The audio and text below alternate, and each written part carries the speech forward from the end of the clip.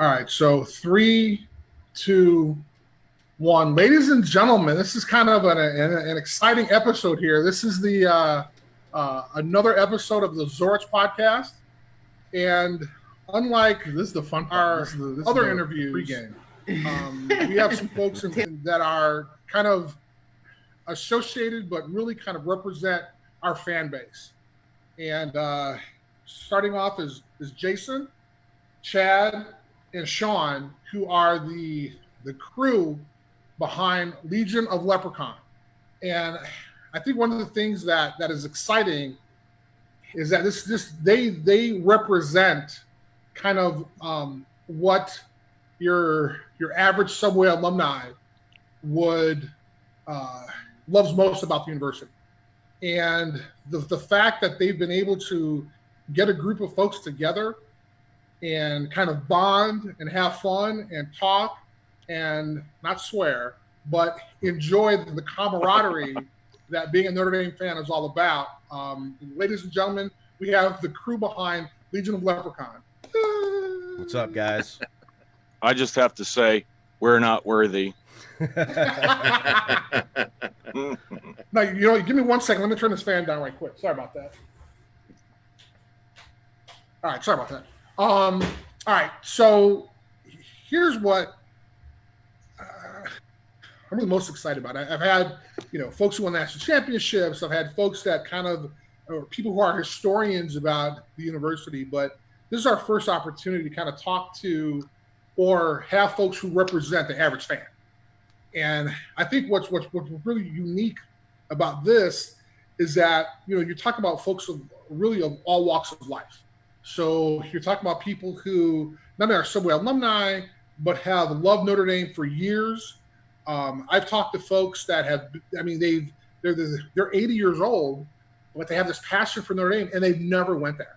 And so the idea that I wanted to find a group that, and very easily, as opposed to interviewing, all 30 million of the folks, having the opportunity to kind of really get the sense of who the true kind of, and I don't want to say Subway, I'll just say fan of Notre Dame really is all about. So, Jason, really, I'm going to kind of start with you and kind of explain, not yet about Legion of Leprechaun, but kind of explain how you first started to have this passion about the University of Notre Dame. Well, I'm a first-generation fan. My father and my grandfather's from Alabama, and he had moved to South Bend. I will not hold that against him. Please don't. No, I grew up in a household in South Bend where Alabama football, Alabama University was the thing. And when I started watching Notre Dame on TV around 1984, I guess, around the Faust era. So I've been through some downs. I've been through some ups. We all can understand that. We're a little older, over 40. So, but yeah, basically those gold helmets, that golden standard is what drew me in. About 84, I started paying attention. Around roughly, I think it was about 86, Notre Dame actually traveled to Birmingham, Alabama, and they played the Tide, and they had got destroyed. So my grandpa, he was almost like my father. I was really close to him, and so he would rub it in. He lived in South Bend. He was kind of a fish out of water. So, but then the following year in '87, they came to Notre Dame Stadium. The Tide did, and we dismantled them. That's the year of Timmy Brown and the last Heisman. So I had bragging rights for a long time over my grandpa. And that lasted pretty much through, until 2012, which my grandpa passed in 2005. Okay. And in 96, he retired and he moved back to Alabama, and he had a massive stroke. And when he had this stroke, we got worried we weren't going to have a lot of time with him. So we all packed up and went south. Well, I met my wife and started having kids, but grandpa passed in 2005. And, in 2012, Notre Dame started that miraculous run. We all saw it. We couldn't believe it, but it happened. So the 2012 game means a lot to me. I know we got dismantled and destroyed, but that game I had waited for 25 years. Wow. By halftime, I had already checked out. But it was a game that I waited for. So from the grave, from heaven, my grandpa will have eternal bragging rights against me. Aww. Much like him in South Bend, now I'm in Alabama. He's got bragging rights on me. So that's the game I'm looking the most forward to, a victory over Bama. But going forward into the future with this, looking at like my fandom and how I became a fan of the Irish, it's family. It's a family rivalry that I had with my grandpa. And once this all happened in 2012, living here, Alabama fans they'll just shove it down your throat constantly. I can't even imagine. It was day after day after day of embarrassment. So how I coped was real simple. I just dug into Notre Dame's history. The history of Notre Dame football will give you a sense of pride unlike anything else if you're a true fan of the Irish. Okay. So I dug. For a whole year, I just, there was something I needed to do for a year that would get me back to a point where I had confidence and pride in my team. So as I learned the history of Notre Dame football, I decided I need to share this. And living in the South, I needed an outlet. I needed a connection to the old fans and to my home. I was born and raised in South Bend. I didn't want to leave, but I did, and I did it for family reasons. So I created a private group on Facebook, and I created a fan page. But I had to name it. So I started going back in my memory and thinking about the past. And I always came back to 1986 when this rivalry with my grandpa began. And that was at Legion Field in Birmingham, Alabama. So you have it. Legion of the Leprechaun. That's awesome. That is a great story. That's a great story. All right, Chad, how about you? So when did this affinity for the Irish start, and kind of how did you end up being part of this crew? Okay, so my mom started working at Notre Dame when I was about 9 years old. So Notre Dame's kind of been with me for a very long time. I actually in grade school, had a tutor from Notre Dame for math, because math was kind of one of my weak points in school. So okay. I had a tutor from there. So that gave me an opportunity to see campus, because I had never been to campus before I had a tutor. And I absolutely loved it. I don't know if you remember the huddle. Oh, yeah. Okay, that's where I used to go to get something to eat before I would see my tutor. I don't know if that still exists, but in the basement they had a lot of video games, so a lot of arcade games. Right. So I used to hang out down there either before or after my tutor. So you actually would come to campus? Yes, I went to campus to be tutored. I think I might have been in fourth or fifth grade. So like your mom or dad brought you, or you just kind of walked across the street, or? Well, my mom works at the Morris Inn, right? And so she had a lot of connections on campus. So she found me a tutor. Okay. So that's kind of how I was introduced to Notre Dame. Gotcha. And ever since then, it's just been a part of the family. My mom lives not even a mile and a half from campus. So usually I go park my car at my mom's house when I go to the games. So that's how I became a fan, directly through my mother. Education. Huh? Through education. Through education, yeah. Being a math tutor. Okay, so and Sean, I'll get to you in a second. But so when was the do you remember when, as opposed to having to study math, right, in the huddle, right? But was there a time when you kind of said, wow, this is a place, this is an awesome place, or this is pretty cool, or was it at a game? Or, I mean, because if you come to campus to get math tutoring, I'm not sure if that's kind of like a great, excitement about being at Notre Dame, but I was just kind of curious, was there a moment for you? I think it was just the atmosphere, actually, even when I was a kid. I mean, the campus is beautiful. So, I mean, any child's going to recognize the beauty of that campus, especially the Golden Dome. I mean, that's just something that it just sticks out to you. You know what I mean? It's there. It's engraved. Once you see it, you never forget about it. So, Truth. I mean, yeah. But I really didn't start following football until probably my late teens, early 20s. And then, long story short, I met Jason in 2016. Yeah. Yeah, 2016, and I actually created a shirt and asked him if, he'd be willing to promote it, and Jason basically said, "No, not at this time, but I'd like to bring you on my platform." So I joined forces with Jason in 2016, and this is where we are now. All right. Did you still have the shirt that he dissed you on? And was it did it not have the level of the Legion, or what was it? Actually, it was okay. So back in the day, was it like Muck Michigan or something like that? No. It was actually just it was a concept idea of having a scary leprechaun on a shirt. And before I even knew about Legion of the Leprechaun, I actually had tried to start my own Irish page, and I called it Law of the Leprechaun. Okay. Without even ever knowing that Jason's page ever existed. Oh, wow. So what was the idea behind law? I mean, what was the significance of law? LAW or? It just sounded cool at the time, man. So I just rode with it. Okay. Hey, man. Hey, so. That's where we go. All right, Sean. So was there a moment? How did you get involved? And kind of how did you end up with these guys? Sure. Well, I was fortunate enough to be raised in the Midwest, about 45 minutes from South Bend. So, I mean, football is life over here. Where at? Actually, I'm a Hammond kid. Okay. So, you watched one kind of football, and it was usually, you were pretty passionate about your team. It's a Big Ten country, but I always gravitated towards Notre Dame. We watched Notre Dame games growing up.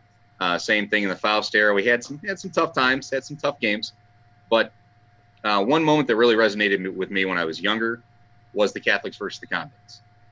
So I was 10. Well, when you say young, 10? Yeah, I was 10. Oh, I know, baby. Come on, man. Oh my God, I was like 20. I was like 19 or 20. Come on. Right.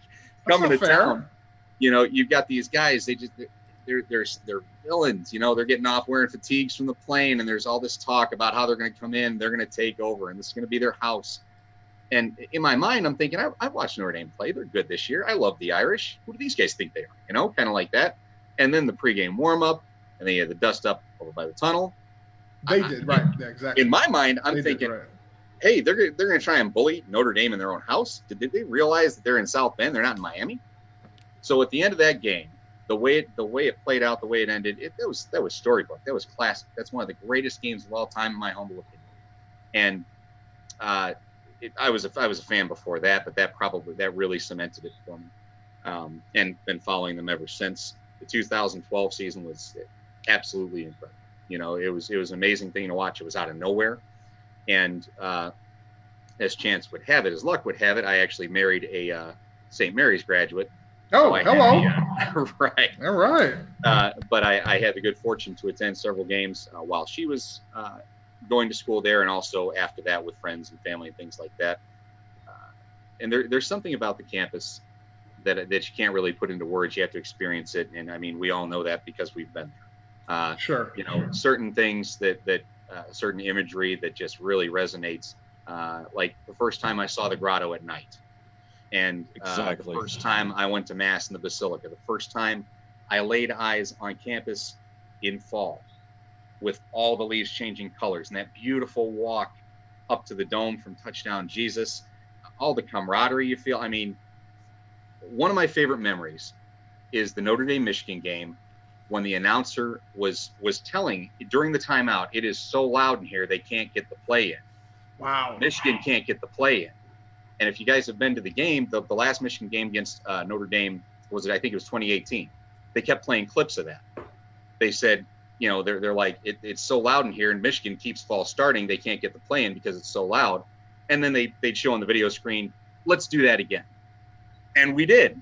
And it got so loud, Michigan false started a couple times. And it was just, it's those relatable fan experiences, the tradition, all the stories. It's amazing. It's so rich in history, and it's very relatable to people, especially if you grew up in the Midwest, where you got that football in your blood. Sure. You followed it all through those years, and you've got icons. You've got people that are relatable to you as well. I mean, not everyone that went to Notre Dame came from, a family of accountants or lawyers or doctors. You've got people from all backgrounds, people that worked their way there, that are true success stories, that really made Notre Dame their stepping stone to catapult them into the next 40 years of their life. Sure. So it's just, I can't summarize it in just one sentence. It's a number of things. It's a number of feelings and emotions. As far as Legion goes, as luck would have it, I stumbled upon the website from a suggestion of a friend. And we were lucky we found you. I typed a couple of posts. It was no big deal. But you know what? I was trying to capture the emotion that you get when you arrive on game day. You're about to get into a tailgate, and Michigan's in town, USC's in town, Michigan State's in town. Somebody that you're like, man, I can't wait to get in the stadium just to watch us destroy this team, and you just get fired up, and you walk in, you start hearing, "Here come the Irish," people chanting on the way to the stadium, and you hear a "We are," and from across the quad, "ND," and you start hearing that, and you raise the hairs in the back of your neck, you walk in the stadium, and then you hear the pre-kickoff music. You hear that beautiful Irish lass singing, and there's a magic in the sound of their name. "Here come the Irish, Notre Dame." Dropkick Murphys hits. Boom, boom. And you're like, oh, man. And you start getting geared up and fired up. So I was trying to capture that in a post. I know it's a lot, but I'm trying to capture that in a post. And it was funny. Jason reached out to me and said, "Hey, how would you like to write some more of those?" And I said, "When?" I said, how about on the regular? And I said, "Well, yeah, that'd be great." So it was fortuitous the way it ended up. So Sean, I'm assuming you're an English major. So Sean, not at all. How did you?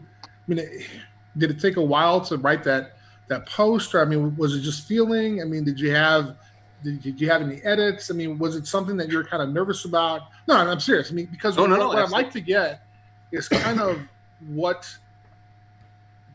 as opposed to going to school there or playing there. Obviously you were able to do something to have Jason say, "Wow, this is different." Because I'm sure you've had, Jason, 1,000 people kind of write about, "Oh yeah, I went to Notre Dame and tailgated." But yes. Sean's post kind of may have been something that was a little different and maybe had a chance to stand out from the others. And so, what went into that post? Was it just feeling, or what was it? The best way I can describe it to you, Chris, is I'm not going to write it just from my perspective, because I think that's kind of selfish. Is everybody going to relate to my experiences? No. I try and look at it from other perspectives too. What's the first thing that a fan feels when they walk onto campus in fall? What's the first thing a fan feels when they walk onto campus and they see the Irish Guard marching in, or the player walkover right before game time? How do people feel when they're going to the first game and they walk in and everybody's so welcoming. Everybody's, it's a family atmosphere. It's a really, really indescribable environment. If you haven't seen it firsthand, how do you explain that? How do you relate to people who want to make that trip, who want this is their lifetime trip they're going to make? How do you explain it to them? How do you tell them the sights, the sounds, everything they want to see? The other thing that I can tell you is it was kind of ingrained in me too, because when my wife and I got married, we wanted to have children. It didn't happen for a long time. And as luck would have it, I went to South Bend one night. I went to the grotto and I lit a candle and I sat and I prayed. And I prayed for a long time. Like I was there for quite a while.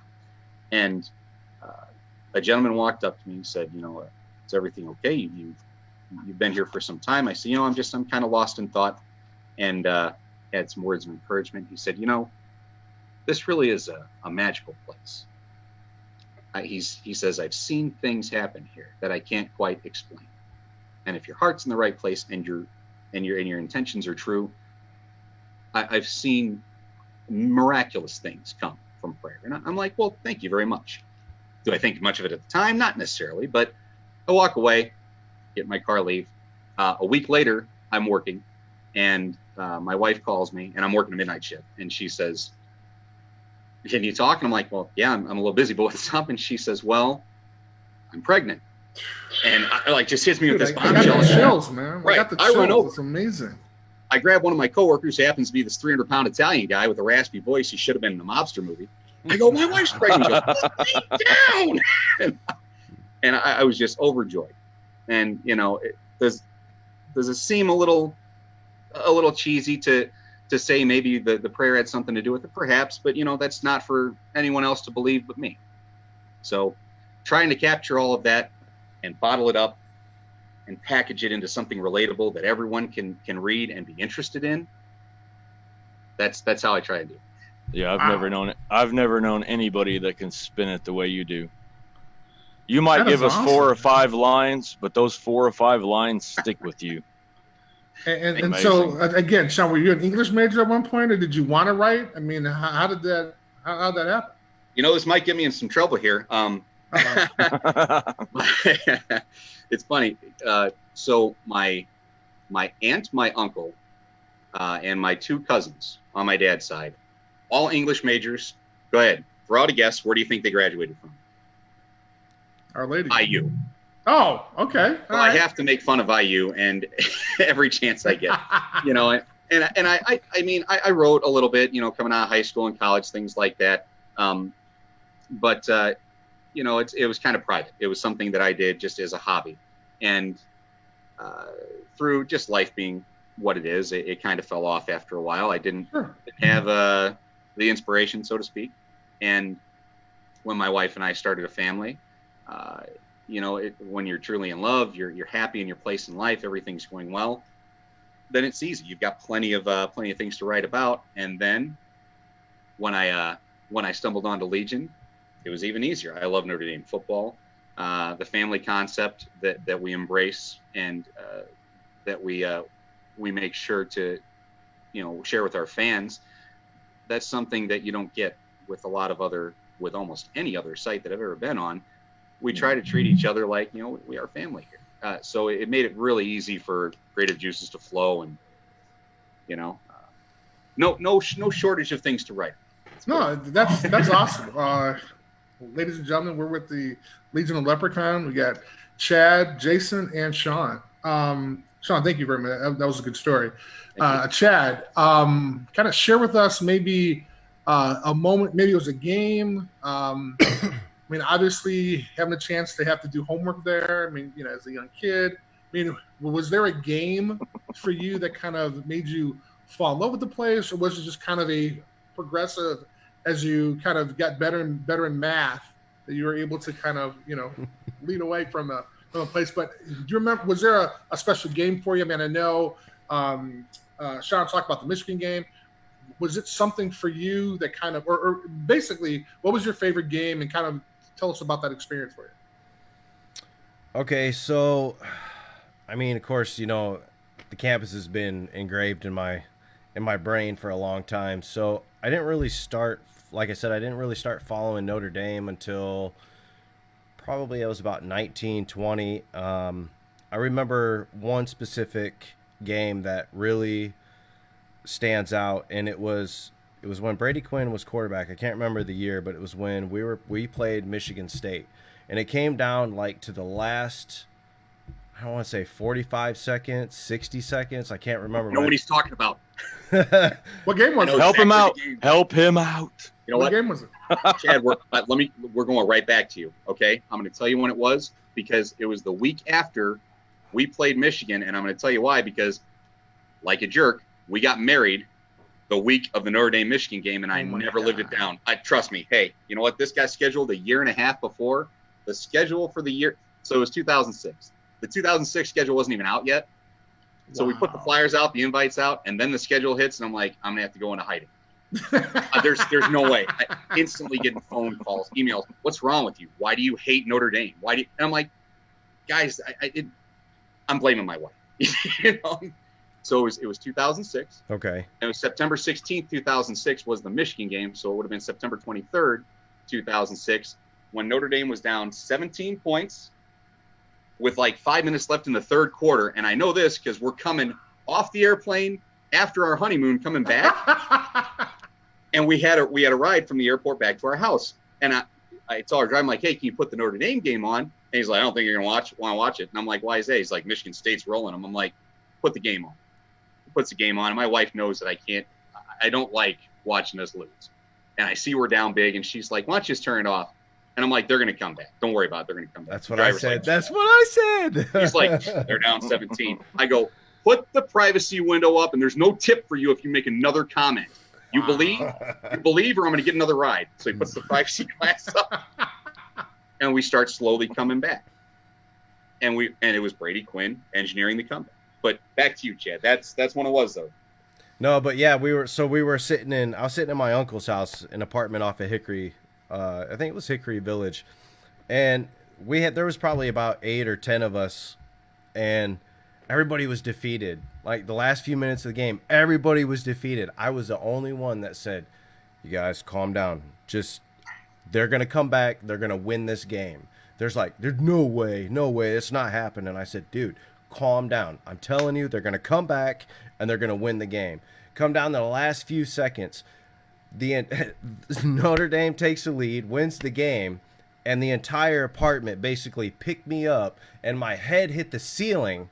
Booty. That's a long way. Right, exactly. My head hit the ceiling. I was like, y'all put me down, and they're just like picking me up, throwing me around. Oh my God, I can't believe it. He called it.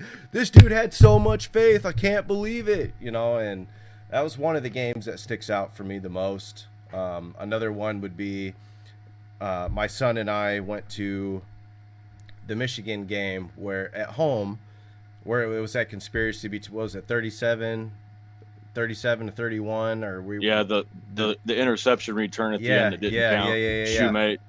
Yeah. Wow. Yeah, that game I'll never forget that game. That was the first one after the hiatus, right? Was that 2014? I believe so. Yes. How old was your son at the time? Let's see, he was 19. He was about 14, 13, okay. 14. So did he just go nuts? I mean, were you guys just freaking out? Or? Oh, yeah. He went nuts. He was going nuts. Everybody around us was going nuts. While Chad was crowd surfing. There's no ceiling here. Right. Exactly. Being passed around like a brat outside the stadium. Was that a moment for your son too, when he kind of got excited about Notre Dame, or had he been a fan before? He had kind of been a fan. He Okay. followed him. He's a big Kentucky fan. Okay. Wow. They have football in Kentucky? They're really bad colors too. I mean, Yeah. Okay. Yeah. All right. Yeah. If I'd have known that, I'd have had a talk with him the last time I saw him. All right, Jason. I mean, I'm sorry. Go ahead, Chad. Oh no, I was just gonna say those are like the most memorable games that stick out in my head. And really, I mean, that's what I love hearing about, right? The passion, or the kind of an incident. Hundreds of games. I mean, Sean's throwing out times and everything else, but the idea that people care so much about it, and they have these life, not changing, but these life memorable experiences that make that special. And so that's why I'm kind of I'm kind of on the other side of it, quote unquote, kind of creating those experiences. So my experiences are different than what the fans see, but it's so fascinating to kind of hear different stories about every game. Like, oh yeah, Chris, do you remember the '89 Navy game? And I'm like, oh, but they have a moment where it was maybe not pitiful or pivotal in their life, but they can kind of call the score, what happened, and hey, I asked my girlfriend to marry me, or something like that. It's just one of those situations where, because there's so much passion and excitement about Notre Dame football, then you have all these great, phenomenal stories. So, Jason, was it kind of the rivalry, or do you have a game outside of the Alabama 2012 game, or is it something that was there one game that you haven't mentioned before that kind of got you hooked, or? Well, really what got me hooked, if I really honestly stop and think about it, was '88 Miami. I mean, I obviously had the rivalry with my grandpa, that goes way back. But I had lived in Albuquerque, New Mexico for about 6 years when I was younger. So And if you remember back then on TV, you only got the local games. Yeah. So when we moved, it was like I was stripped of that. So then when I got back when I was 11, that magical 88 season happened. And I just remember being out in my front yard. The game obviously began with, the infamous tunnel push and the fight and all that happened. But I remember being out in my front yard. I'm the oldest of 3 brothers. And I remember we used to go out front and play football, and we could hear the speaker at the stadium. I've obviously heard your name called many times. So for me, the 88 game against Miami, coming back home and being just knowing that we won that game with all the stakes as high as they were, with good versus evil, basically, is what it boiled down to. When we won that game, I was dead set. That was it for me. So moving forward, I've never relinquished. It's just that game to me stands out the most. I remember I was 11 years old. I'll never forget it. But I have a question for you, Mr. Zorich. Uh-oh. During the infamous beginning, do you believe that tunnel push, do you believe the fight is what won the game? Of course, I'm a little partial. First of all, of course. All right. Well, here it's from our perspective, right? So, as Sean, as you mentioned, kind of like this was our house, and we were young, right? So I was a sophomore, and we had a lot of sophomore starters, right? And so, a lot of us were recruited by Miami. We had a lot of guys on the team who were from Florida, who not only was being recruited by Miami, but made a choice not to go to Miami and come to Notre Dame. And so the idea of kind of the path, we had no knowledge of what happened before. Now that year was a great year because we had a lot of folks who were older who remember getting the crap beat out of them from Miami, Yep. So it was one of those situations where Holtz did a great job in mixing us up. But for us, it was kind of one of those things where we went into it knowing that this was just a regular game for us. But as it transpired through the game, it was kind of like, and we knew that we belonged there. I'm not sure everybody on the team knew, but a lot of the younger guys knew because we were knuckleheads, right? We didn't know any better. We didn't suffer a 58 to whatever loss. Sean, do you remember that? Do you remember the score? I don't remember. That was about it. Wasn't it 58 or 57? It was bad. That was a tough one. If anybody knows the score, do not drop it in the comment section. We don't need painful memories yet. But it was one of those situations where we didn't know any better, and so we just kind of did what we knew, which was hey, be aggressive, great football. And I don't know if you guys remember, we actually had a fight before the Michigan game as well. Yep. Right. So we're kind of this young group of knucklehead, kind of aggressive guys. And then all of a sudden they kind of ran through our calisthenics. And really that's kind of what started it. And so to answer your question, that was a moment for us. But the biggest moment was and I'm sure you guys have heard the story 1,000 times. It was in the locker room. And I don't even remember what Coach Holtz said before. But, when he uttered the, you saved Jimmy Johnson's ass for me, like everybody went nuts. And I'm surprised he didn't get knocked over as we were kind of running out of the locker room, right? But it was the start of kind of, who Notre Dame really was at that time, right? And this is kind of a good segue. Thank you, Jason. I want to talk about your logo because, when we see the logo or the Irishman for Notre Dame, it's the old school, exactly. But can you talk to us about kind of who came up with the logo and really the style? Because this is not your regular Leprechaun, right? This is not some guy who's like, hey, let's fight. This is some dude who's like, I got some evil in me, and if you got to be careful when you mess with me. And so, I've always been fascinated by that logo. So, can you tell us a little bit about how it started? Well, if you look at Legion as a whole, we're a family, obviously. That's the main theme what we have. We protect our house, and to protect your house and to protect your family, sometimes you have to go there. You have to take it to a level that you never would have imagined you'd go to, and just having that face with the energy that he projects to us, that feels like he's the protector of our house. But all credit goes to the man below me in my screen. He's the one who came up with it, and he's the one who designed it. Without that, our identity would be vastly different than it is right now. So all Chad, credit goes to Chad. Okay, so apparently this was better than the first T-shirt you produced for Jason? Well, I don't know about that, but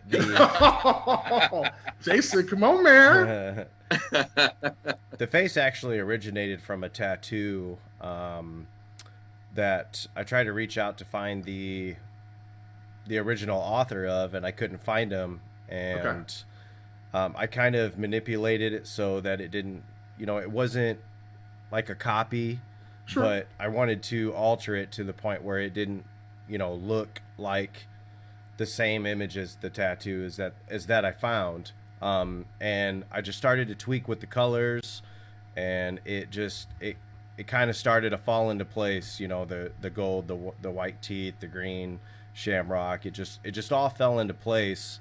That's really how that came about. I worked on it for probably about 2 or 3 months, and decided that this looks really cool. Ran it by Jason. Jason liked it, and we've just kind of ran with it since then. No, it's awesome. It's like he has this shit-eating grin. It's like, dude, you can't mess with us, man. Which is great, right? Because we've been used to this kind of old school Jason, the one you have in your hat. But I mean, this is kind of I love it. I kind of wish that the university would adopt kind of that logo. That's awesome.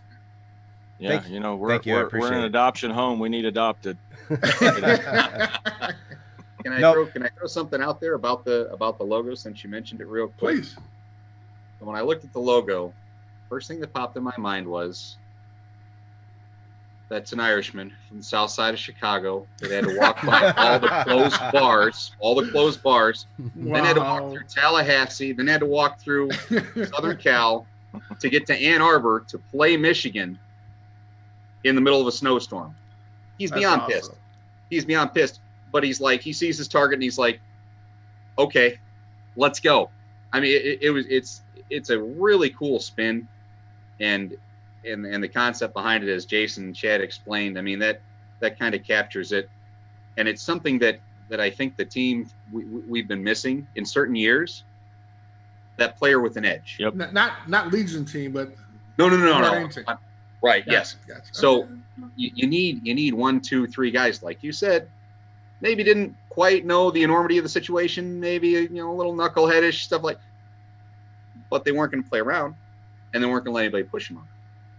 And when you have guys like that with incredible talent and good chemistry and pretty good coach, great things can happen.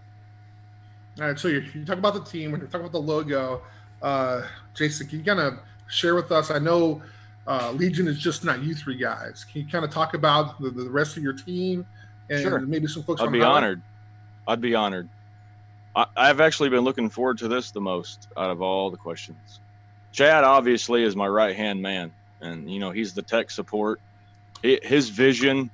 When I first started Legion, I was a little more free with what I allowed people to say and do, because I really didn't have like everything set up in place moving forward. And then when Chad presented his idea to me, we just kind of ran with it.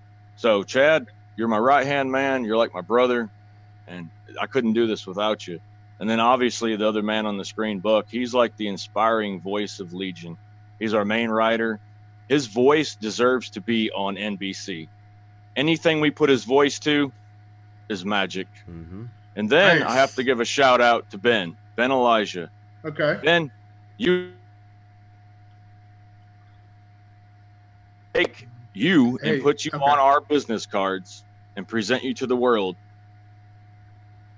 Looking at your situation and how you interact with us on a daily basis, Ben is like the most dedicated person you'll ever find in your life. He's there for you every single moment you need him. So Ben, I wished he'd have been on this interview, but he couldn't be here, so he would have been the next choice. And then Nice. then I got to give a shout out to the teddy bear, Kelvin Patrick Sartain. He is the most beloved person on our management team. Kelvin is there for you when you need him, no matter what. He's seen me through some dark times in my personal life, and he's always been there for us. He'll never tell you no. He'll do whatever you need him to do. And then there's Kevin Roman. He's kind of like our scout, He'll go after people and invite them to the page. He's got a lot of little duties, but whenever something's going on in the world and it's going to affect us as a whole, as a team, he's always that fiery inspiration. He'll throw himself out there and he'll say things that most people would normally not say.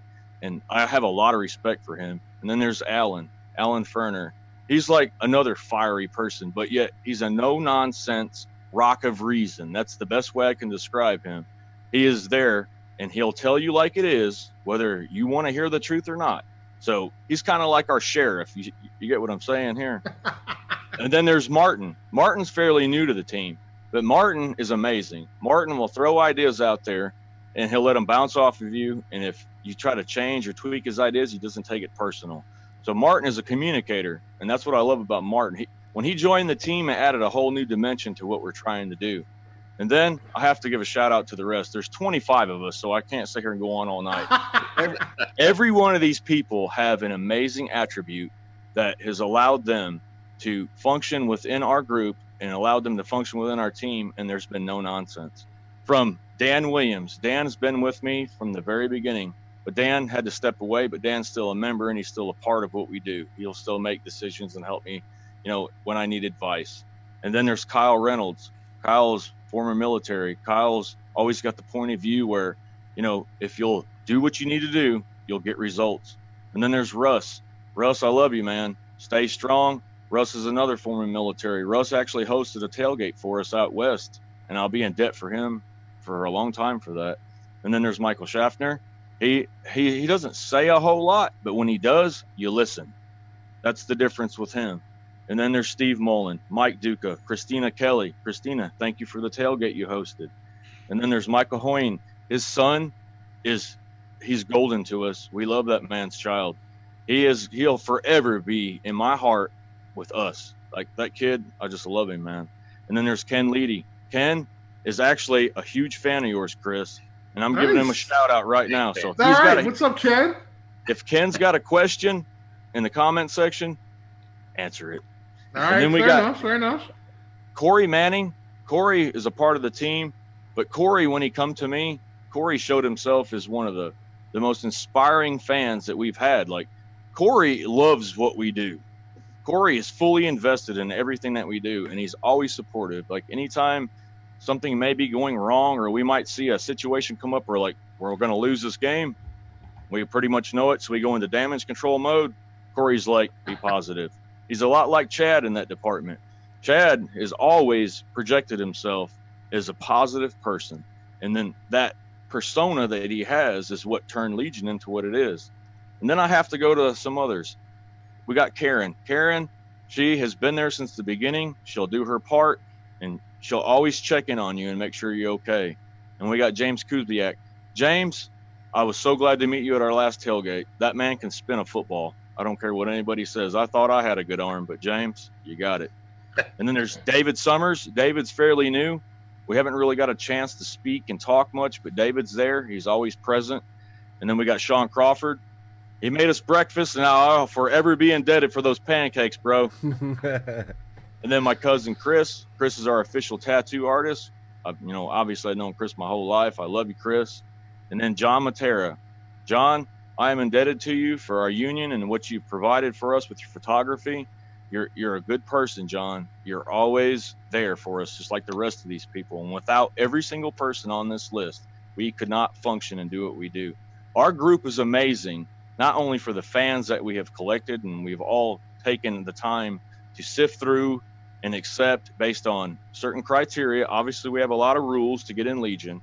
When you get inside, you may not like what we do.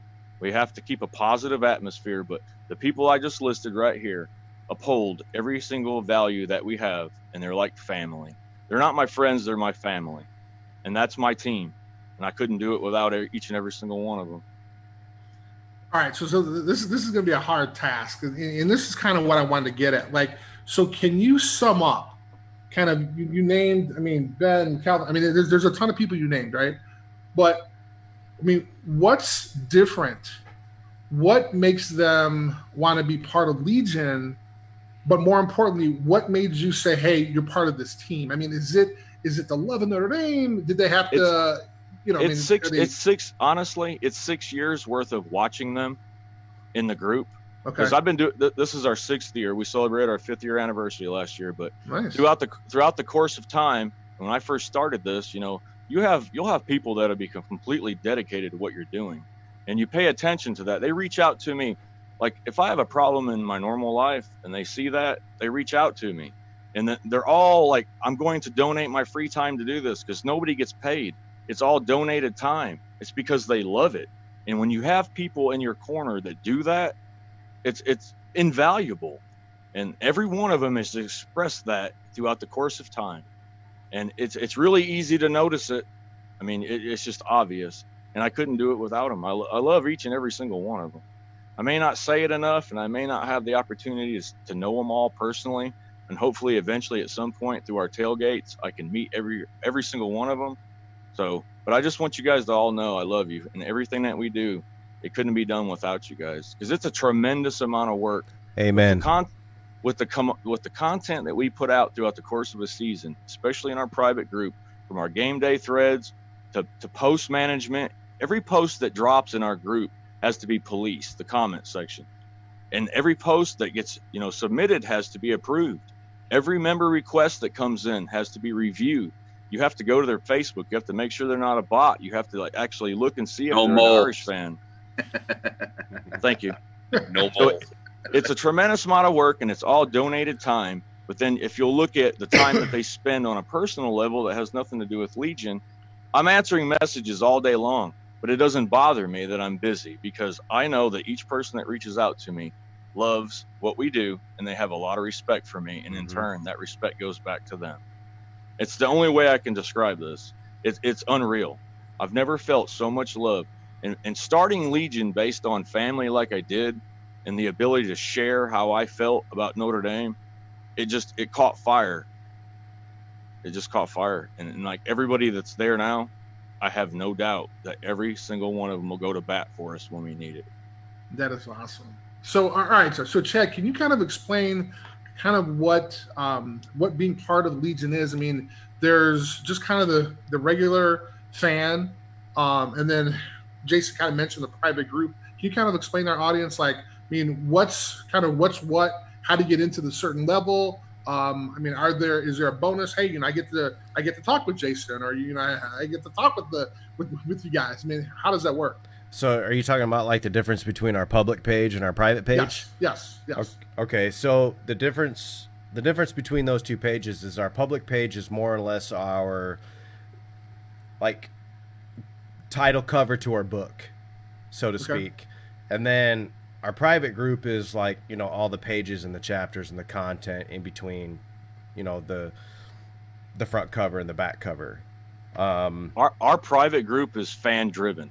Most of what content is in there is all from the fans. Correct. That's the biggest thing. That's what's special about it, because they actually provide the content in that group. So I read some of the stories. Is that where I'm not sure where I look, but some of those stories, man, some of the posts, is that from the private group, or is it from the main page? Well, it's kind of a mixed bag. Like when we make something on the main page, sometimes I'll do something exclusive just for the private group, and that won't hit any of our other sites. And so when we have something that we think will be universally loved, we'll cross share. So, and we have people in positions to be able to cross share our content from one to the other. I don't have to do all that. So that's what makes it special. It's fan driven in the group. Everybody that submits posts, obviously we have to go through it. We have rules, but if you catch on to what we're saying, and if you believe in what we believe in, then most of the time we'll give you free reign to post what you want. We don't have to police certain people. So it's fan driven. What we do on the main page versus the private group, it's two separate things, but really it's one and the same. Like Chad said, it's just the title cover to our book, and the guts of the book, the good part, is in the group. Gotcha. Can I throw one thing? Oh, sorry, I didn't mean to interrupt, Chris. No, go ahead. Well, I was actually going to go to you anyway. Okay. No. Go ahead. No, I was just going to say one thing I was going to throw out, because you were talking about the difference between the fan page and the members page. The members only page, to me, on newer to this than Jason and Chad, it's something that's earned. It's something that you kind of put some time in. You've shown that you're going to be around. You're going to post. You want to be involved. You want to interact. It's an earned thing. And our fan base, that's our spotlight. We like to give back. That's what drives the page. That's what drives this whole platform. And it's almost like Joe Theismann said, there's a way you can find to bottle the Notre Dame spirit. You'd find a way to light the universe. That's how we feel about our fans. Exactly. Fans drive the page, and our fans help illuminate the ideals and the content on the page. All right, Sean. So there's other fan sites out there. I mean, what makes Legion different than? I mean, what's already out there? I mean, obviously, having just kind of listening to you guys. I mean, there's this unbelievable passion, but what makes you guys different than another group of guys who have the same passion? And I'm not saying that those groups are bad. I mean, what's the difference? We've been really blessed, as I said, with our fan base. And I think the biggest difference is we're not going to post just about athletics. We're not going to post just about, what's going on, pop culture type things. We want to post content that's relatable, but we want to be able to interact with everybody that's on the page. What good is it for me to talk about the hockey game if you've got like a really good human interest piece from our fans that's relatable to Notre Dame that everybody can kind of get around, and embrace. We like to give back to our fans. I mean, the tailgates that we've had, that'd have to be another Zoom meet. I mean, there's so much. There's so much to talk about there. Yeah, but I think, our giveaways. Right. There's a lot. We like prayer requests. Oh, sorry. Yes. Really? Yes, Yeah. we do this also. And Every day I'll get somebody that'll send me a message, hey, I have somebody in my life that's struggling. Can you help us out? So I'll put together a post about a prayer request. Wow. I mean, anybody on our team that's going through like a struggle, if they reach out, I believe in the power of prayer. That's the biggest thing. I may not be the most religious person. I may not attend church like I'm supposed to, but my faith is very strong. And that's one of the main ties I have to Notre Dame. And by allowing this massive group of people that we've collected that have the same belief system, when you put a post out there that's, states, hey, I just need a prayer. I don't even have to give them a name. There may be 200, 300, 400 comments in that one chain within a day's time that person that's hurting can go read and look at and see and know that all these got the people, chills, man. I mean, I don't know if you can see it, but it's a daily chills, man. That's crazy. I believe it. I've got them right now too, and it's a daily thing. That's why this is so addicting. This is why if I could do this for the rest of my life full time, I would. This right here. What he's talking about, it's not even just the initial post. There's follow-up. A day, a week, 2 weeks later. Hey, how you doing? How are things? What can we do to help? And it's not just in the post in the forum or on the main page or the private page. We reach out on Messenger, and it's not to say, look what we're doing. We don't believe in that. It's because there is that interaction. There is that connection. And by having those connections, those personal connections, and really showing that you care about each other above and beyond just what kind of shirt you're wearing, I think that helps embody some of the ideals and the spirit that you see on the Notre Dame campus on a daily basis. Yep, exactly. So I don't know who's better to kind of answer this question, if it's Jason, Chad, or even Sean. I mean, what can you sum up? What's the mission of Legion? But kind of going beyond. I mean, I wouldn't expect like having a prayer request.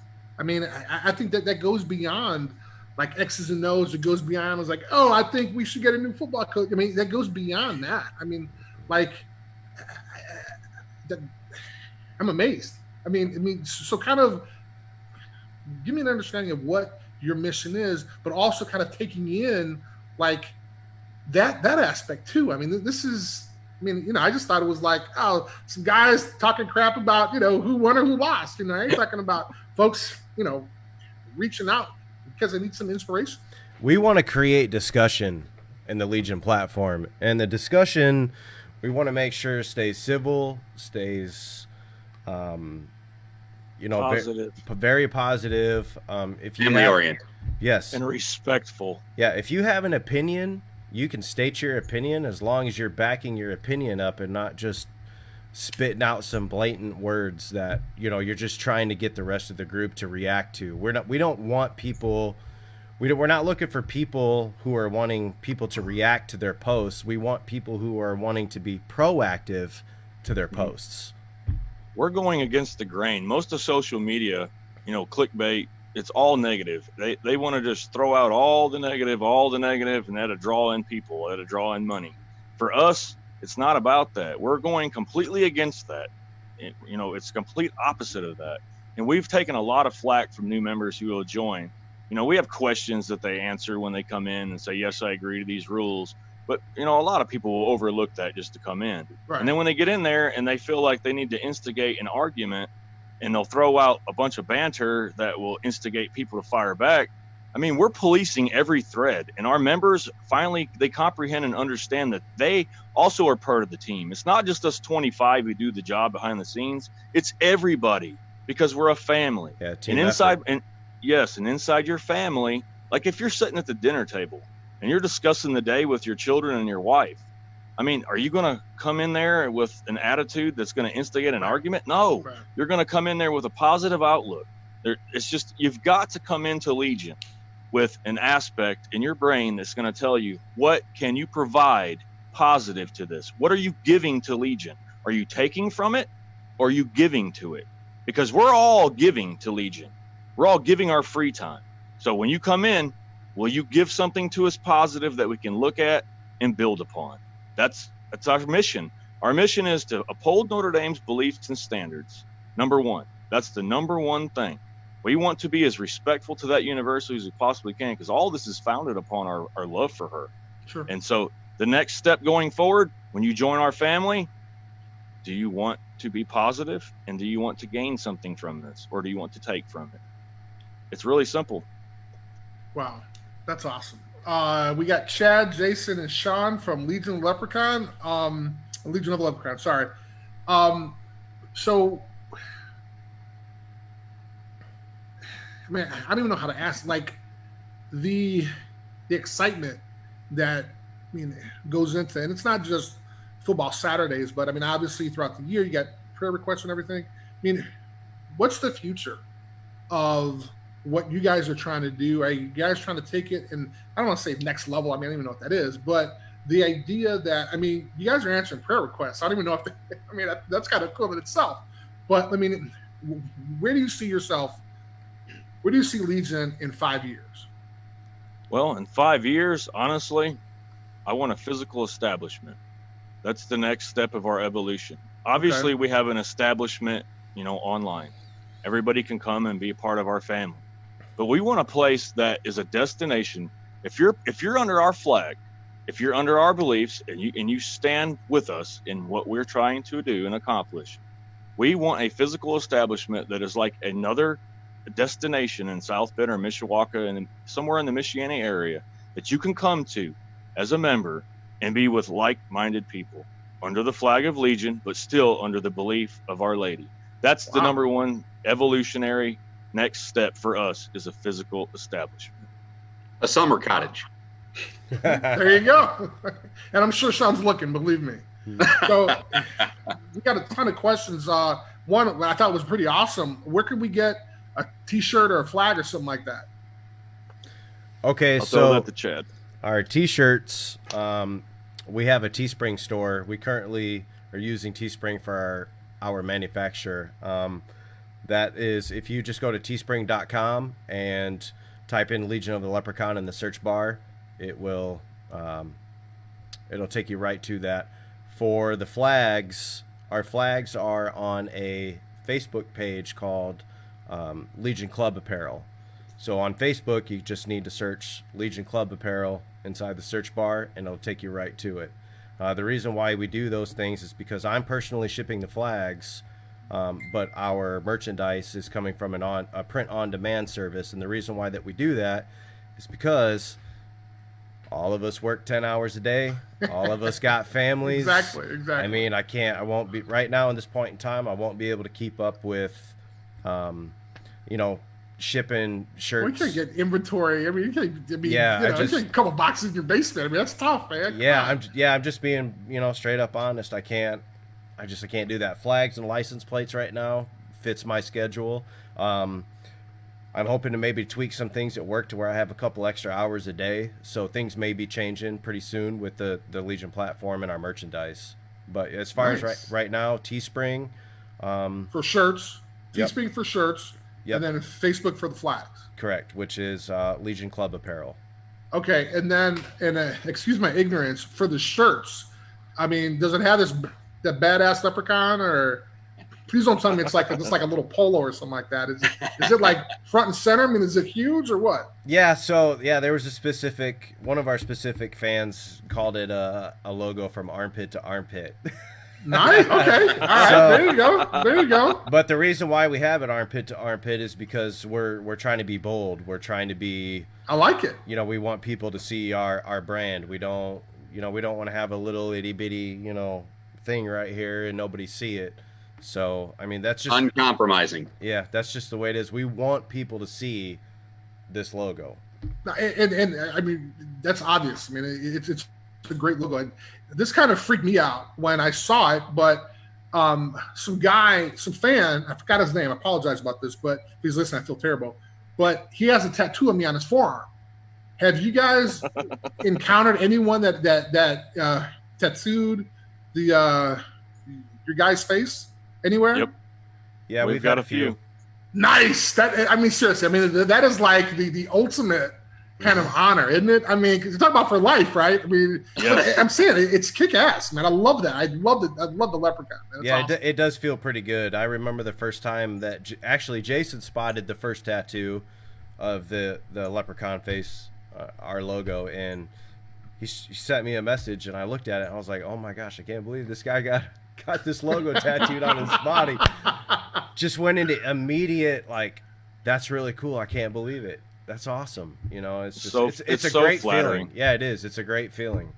Hey, so, can I give a quick demonstration of the shirt that he's talking about? Please, yeah, absolutely. I happen to have a T-shirt, and it nice. has the logo on the Even back. Better. Of it. So, see, here we go. Here we go. Close your eyes, children. See, there you go.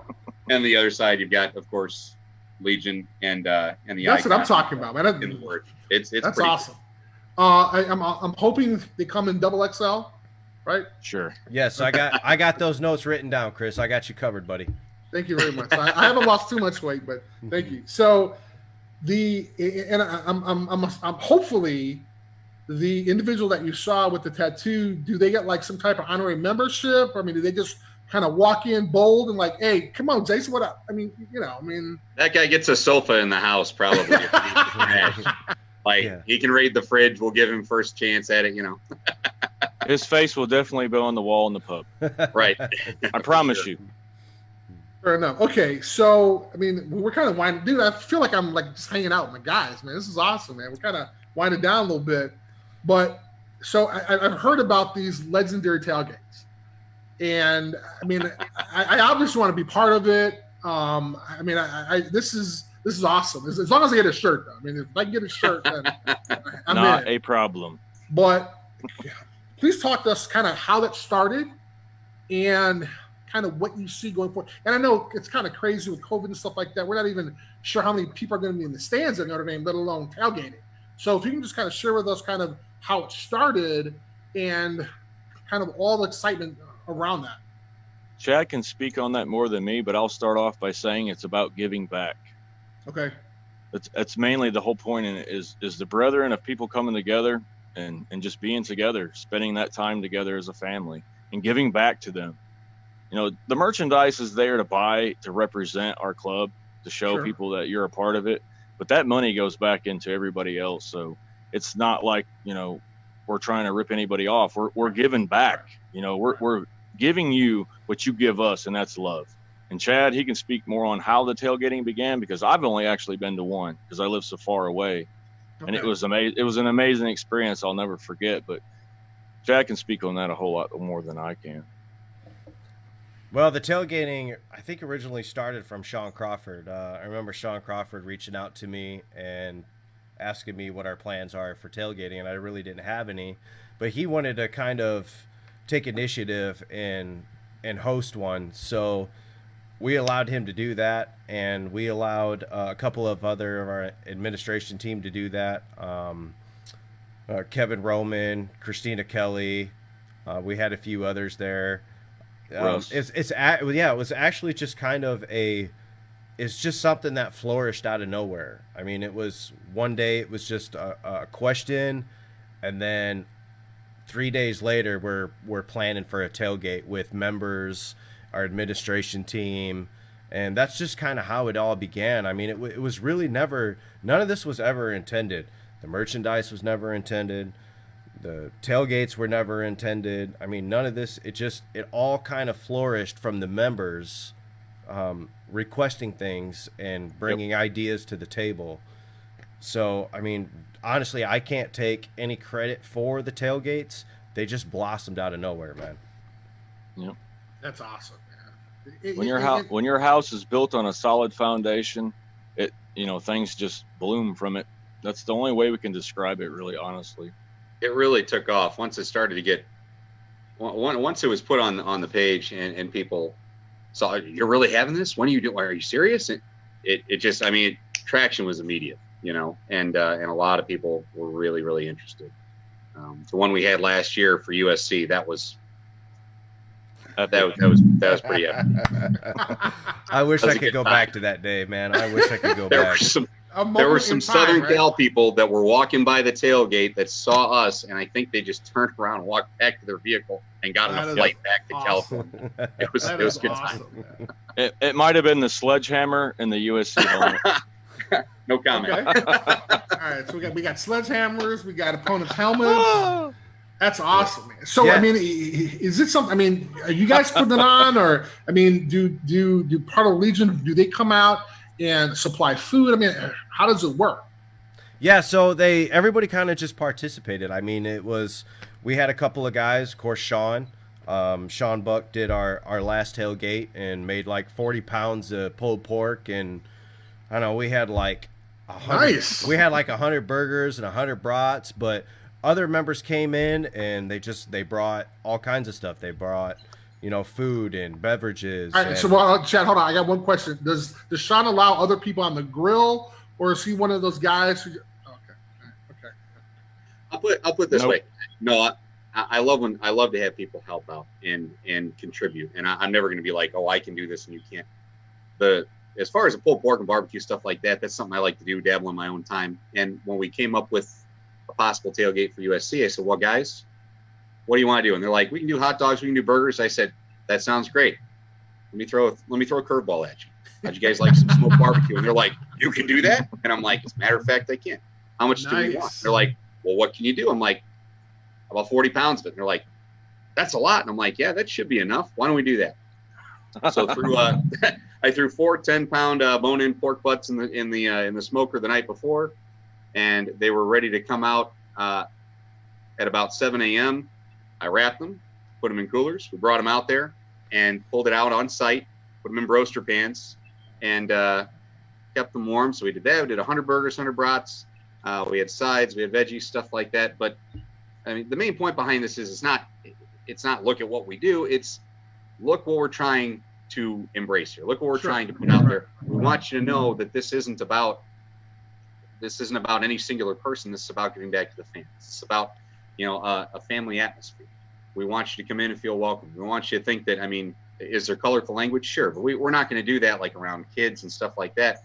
We're going to walk over here to the cornhole boards and we'll have a couple of drinks and we'll talk and we'll have stories about Notre Dame football and our unique experiences about Notre Dame. Talk Legion. So there was a lot of fan interaction. There were giveaways, some T-shirts, some flags. Chris, we're going to make you a flag that's going to be big enough you can wear as a cape. That's even better. Remember, XXL. I want a picture of you on one side and our Leprechaun logo on the other side. Hey man, be careful. I only have one tattoo now, but be careful, man. I might get that on my other forearm. I don't know. I mean, are you guys located like in one of the fields or parking lot? I mean, it sounds like you guys got a big thing going on. Like, where do you get when you have them? Where do you have them? We like to stick towards Whitefield. Okay. The reason being is that So, we try to be family oriented. Of course, out front of the stadium, it's a little crazy out there. You know what I mean? We want people that come to our tailgates to feel comfortable and not have to worry about, a mass crowd or losing a child or, anything of that matter. So it's easier to engage with fans out at Whitefield than it would be to in front of the stadium. So, a little more green space. Yeah. So and obviously you guys need it. That's awesome. But one of the best things about our tailgates is the fact that we get to Legion, the administrators and members, they all get an opportunity to put faces to names. Yes. That when somebody shows up and they say, "Hi, I'm, so-and-so," and you're like, you automatically know who they are. You're like, "Oh, hey, what's up?" You give them a hug and shake their hand and, "Hey, you want something to drink?" And we start chit-chatting, and it's like every 5 minutes somebody shows up. "Hey, who are you?" And everybody's got names to faces, and it really is an amazing experience. It really is, to unite online fans in person through the Legion platform. It's a really beautiful thing. That's all. And it goes back to your mission too, which is, it's something special. I mean, I'm kind of blown away about the prayer request. I've never heard of that before. And obviously it's something that's, and obviously inherent in Notre Dame, but to have that, on the same site where you guys are talking about, why isn't Notre Dame scoring more touchdowns? I mean, I think that's really special. Well, hey, we have those. There are those conversations. Oh no, right. but it blew me away. I mean, I wouldn't have thought that. I mean, you talk about something like that, and it's not. It goes beyond kind of what a fan is, right? I mean, you talk about family, really, and you talk about ending mission, and really that's something special. It's like just a big ass family, which I think is great. Mm-hmm. Got another question, and. Sorry, we kind of went over an hour here, but I'm kind of pumped, man. This is awesome. One of the questions was, how do they become a member? Not part of the 30,000 guys fans you have, but becoming kind of an exclusive member. You apply. You come through our main page. You put in a request, and that's on Facebook, right? Yes, and we have a criteria of questions that you have to answer. Okay. But you have to answer everything. You have to show the initiative to show us that you're willing to put in the time to answer the questions. And then obviously we'll screen their page, the profile. And if everything looks good, we let them in. And then you're basically being watched. You're on trial. What are you going to do? What are you going to say? So, and we're all on top of it. I'm telling you, there's 25 people that go through every single post, every single comment. And if we don't catch it, somebody will. The people who have been there, I've been doing this for 6 years, and I have a lot of people who aren't actually officially part of the team, but they're part of Team Legion because they watch out for their family. That is awesome, man. That's awesome. All right, well, we're going to wind down a little bit. We're with Chad, Sean, and Jason from the Legion of the Leprechaun. Sean, I'm going to ask you, and I'm kind of going to go around and kind of save Jason for last since he's kind of the founder. What does being part of Legion of the Leprechaun mean to you? Well, when it first came about, when I first joined the page, it was really just, I saw that it was a group that had similar ideals. They had a different kind of concept, and family oriented, and they were serious about it. I mean, you kind of throw out stuff to test them, but you'd see other people would put something out there that was a little bit outside the lines, outside of their what they accept in their page, and it would boom, you'd see it was removed, or with an explanation though. It was like, hey, this isn't what we're about. It doesn't go along with our concept here, and it's not, no offense to you, it's not for everybody. Okay. So I mean that stuck out to me, and after talking to Jason and Chad about how it started, how it developed, and the ideals that they embrace, I was like, this is something I could really relate to. So in conversation, I talk about my experiences with Notre Dame and my experiences going there, with family, with my dad, my brother to games and stuff like that, and my wife.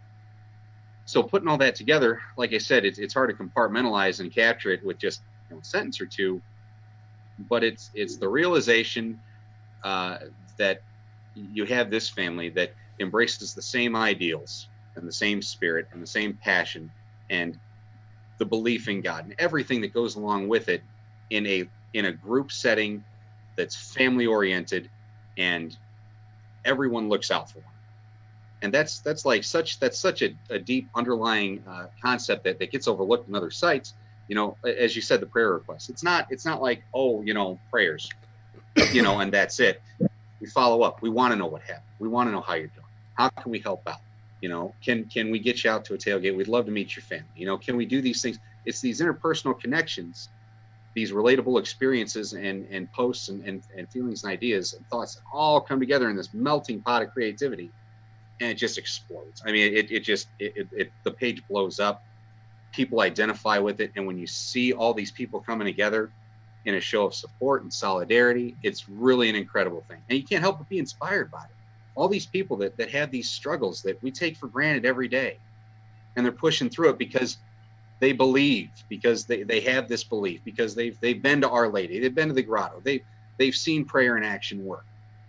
And seeing it all come together and just that solidarity, like I said, it's really awe-inspiring. Nice. Chad. Well, the greatest thing for me about Legion is the fact that I'm a part of something greater than myself.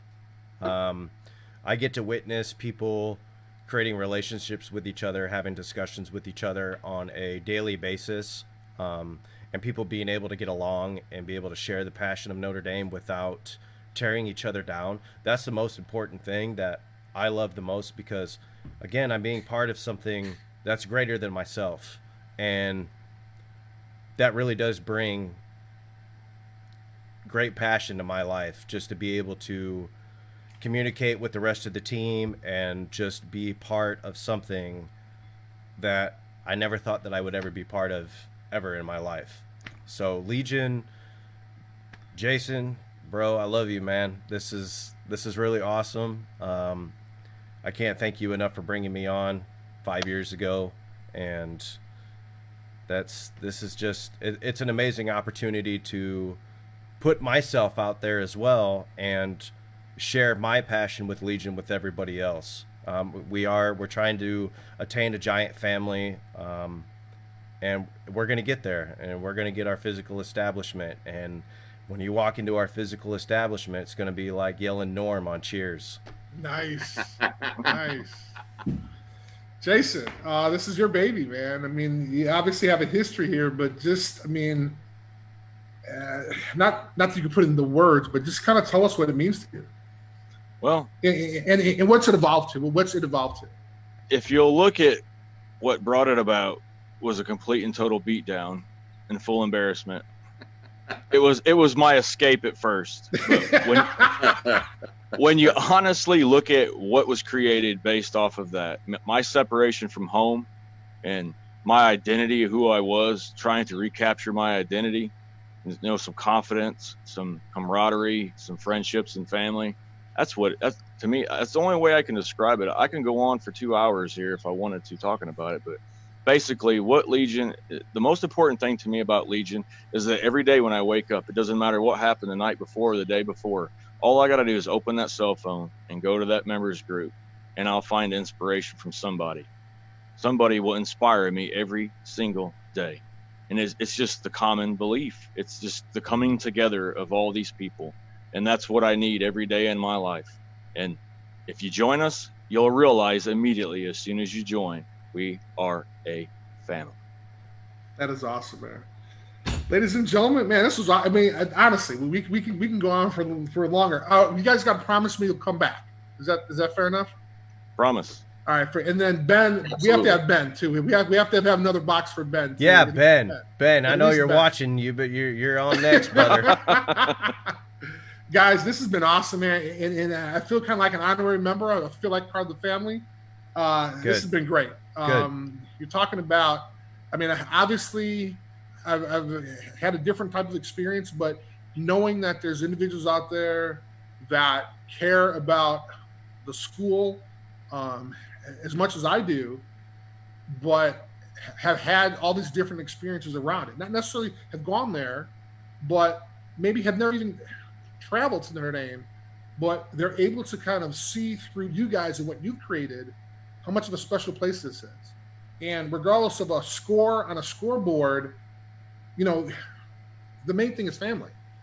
And I'm sure there's other groups out there for other schools, but I'm not sure how many schools have the type of following that Notre Dame has, with the care and respect that you guys show one another. So, I mean, obviously I'm a little partial. I'm gonna say please join the Legion. Check out teespring.com for the shirts and Facebook for the flags. Hopefully I can get a double extra large t-shirt and double extra large flag. I will proudly represent it. I'll send you a license plate too. A license plate too. I'm sorry. All right, fair enough. And like I said, man, I have another forearm, so you know I might get it on there.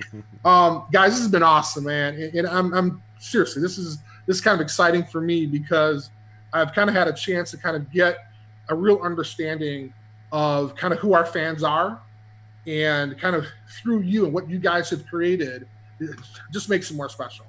So I just want to thank you guys for this opportunity, and you guys got to promise that you'll come back. Thank you for having most during the definitely. season. Yeah, thank you for having us, Chris. I really appreciate it's been an honor, man. All right, man. Chris is a Midwest kid growing up. I loved watching you. I loved the story. I loved everything about what you brought to the team and everything like that. Your outreach work, the things you've done for children in the community and stuff like that. Those are kind of the stories that inspire. Those are the kind of stories we love to hear about from alumni, from people who've been there, from people who've been a part of the Notre Dame experience. Thanks for this opportunity. Absolutely, man. Thank you guys very much. If you guys want to check this out, please go to my YouTube channel, Chris Zorich 50. Guys, it's been awesome. I look forward to hanging out again.